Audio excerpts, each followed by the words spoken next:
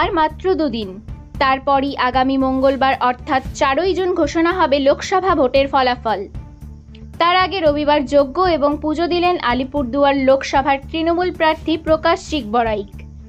এদিন Alipurduar new town দুর্গাবাড়িতে জয়ের জন্য পুজো দিতে দেখা যায় প্রকাশ চিকবড়াইককে। পাশাপাশি ছিলেন তৃণমূলের কর্মী সমর্থকরাও। এ বিষয়ে তৃণমূল প্রার্থী প্রকাশ চিকবড়াইক বলেন, এই নির্বাচনের 42টি আসনে যাতে তৃণমূল জয়ী হয় সেই প্রার্থনাই করলাম। গত 19শে এপ্রিল আলিপুরদুয়ার লোকসভায় নির্বাচন হয়েছে।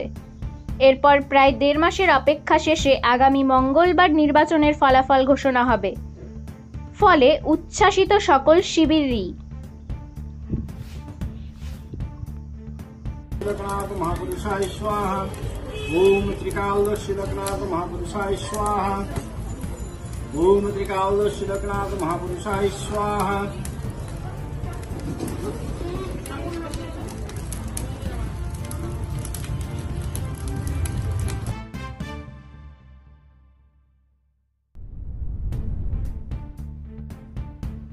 আপনার বাবার এখানে পূজা অর্চনা করলেন, কি আবেদন জানালেন? আর একদিন রাত ওয়ালের কাছে মানে আবেদন জানালাম আর প্রার্থনা করলাম যে 42টা আসনে তৃণমূল কংগ্রেসের জয়। কালকে তো এক্সিট পোল দেখিয়েছে আলিপুরদুয়ার আসন কেউ আপনাকে জিতিয়েছে, কেউ হারিয়েছে, কি ভাবছেন? আমি আগেও বলেছি আলিপুরদুয়ার আমরা জিতবো, কত মার্জিনে জিতবো এটা 4 তারিখই দেখা যাবে। সেটা কি লিমিটেড মার্জিনে উঠতে পারে?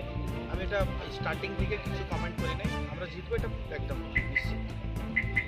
দাদা আজকে পুজো দিলেন, আজকে লোকনাথ বাবার পূজার দিন, অবভিয়াসলি এখানেও নিমন্ত্রণ ছিল, তো আজকে পূজার দিন পুজো দিলাম, ঠাকুরের কাছে প্রার্থনা করলাম যে 42টা আসলে তৃণমূল কংগ্রেসের জন্য। দাদা একটা বিষয়, শেষ লগ্নে এসে পুজো দেওয়ার মানে কি এরকম যে কোথাও কি একটা ভয় ডর কাজ করছে? আমরা আস্থার উপরে বিশ্বাস করি, ভগবান আমাদের মন্দিরে আছে এবং আস্থায় আছে।